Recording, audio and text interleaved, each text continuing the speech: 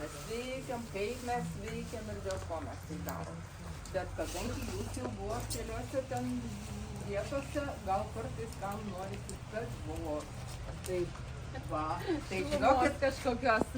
Ten savitarna yra, prašom nueiti pasižiūrėti. Va ten irgi po stogu yra ir kasnelė, prisikapstykit iki kasnelių, kavytė. Ledų ir mano košės neturim. O šias čia neturėsim. Dzień dobry. Labą dieną. Dabar, kas jau ten turi kavytės, o kas norit pasiklausyti apie mūsų tautodailę. Čia yra mūsų tautodailės tyrimininkė mūsų miestelio. Ji pasakys keletą žodžių apie save, apie savo veiklą ir apie mus. Iš tikrųjų, labą dieną. Malonu sulaukti svečių iš tolimo krašto. Arūnai, iš kur? Juknaičio iš Šilutės. Ar pirmą kartą čia Akmenės? Turbūt jau prisidėjot visokių patirčių, emocijų iš visos dienos ir ko gero jau link vakaro. Tai jūs pataikėt į mūsų tautodailės gyvenimą. Akmenės tautodailininkai irgi kuria, turbūt žinot, kad kas liečia tą tautodailę, kad mes puoselėjom senuosius amatus. Šiandien mes turim odos techniką ir turim veltinius. Veltiniai yra mano gamyba, o Darija yra odos gaminiai.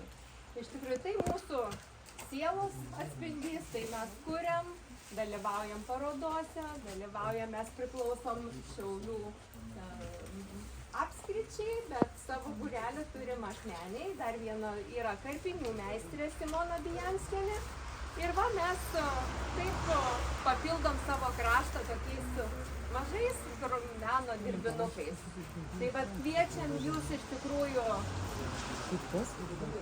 užsipilti arbatos, o jeigu kažkam įdomu, Darija, mes šiandien turim akmenų irgi pasaulį kitokį. Darija turi mineralų pasaulį, kur ten galės moteris pasipuošti nuo galvos iki puošmenų ir visokių. O mano akmenukai yra, jeigu va tokie, aš iš tikrųjų...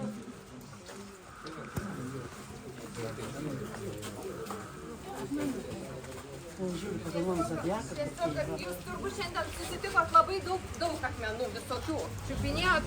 O čia yra rankų darbo sukurti akmenukai su mini akcentu, kad jeigu norėsit, galėsit įsigyti, parvežti lauktuvių, kad būtų kaip prisiminimas Akmenės. Tai va, toks kaip simbolis su Akmenė.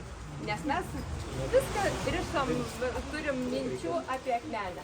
Tai va, prašom, kas arbatos, kas kavos, kas labai nori, o kas žinių, jeigu apie mineralų žinių, prašom truputėlį ateiti arčiau manęs.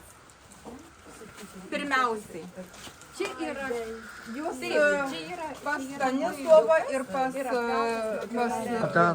Antaną matėt irgi akmenukų visokiausių. Šį kartą aš jums parodysiu truputėlį akmenukus iš kito rakurso, iš kitos pusės. Tie akmenukai yra ne šiaip. Dailininkė aš esu nuo 89 metų. Tada baigiau akademiją. O 85 metais baigiau mineralogiją Kalnakasybos institute. Tai mineralogija yra, turi tokią specifikaciją, dar gemologija. Viskas apie akmenis. Bet akmenys yra ne lauko akmenukai. Tai yra brangakmeniai. Visą tai. Norėčiau pasakyti apie akmenis tokį dalykėlį, kad akmenis tai yra ne šiaip kažkoks tai koja paspiriamas neslankus ir toksai objektas, o yra cheminė formulė. Kiekvienas akmuo yra cheminė formulė. Ir ta cheminė formulė, jeigu ji naudojama savigydai, žinot, gal akmenų terapija, būna masažai su akmenimis ir aliejais, būna dar visokie per odą gaunam mineralų sudėties elementus į savo kūną. Va. O čia yra akmenys tokie, kurie nuo pačių brangiausių iki pačių tokių dažniausiai sutinkamų, todėl pigesnių. Va, noriu parodyti. O kaip žinoti, kas kokiam čia kūnui, organizmui kažkas? Viską papasakosiu eigoj. Viską papasakosiu eigoj. Pats brangiausias iš tų čia esančių akmenukų yra akvamarinas. Tai yra mineralas po deimanto antro kietumo, išskyrus rubiną ir kitus korundus. Korundai yra rubinas, berilas, bet nu ten tų niuansų tokių nepasakosiu. Akvamarinas yra labai toksai akmuo stimuliuojantis mūsų imuninę sistemą. Jo cheminė formulė kalcio trioksidas. Už tai sutinkamas yra skaidrus, matot, viename elemente aš jums specialiai noriu parodyti, pasižiūrėkit į delną.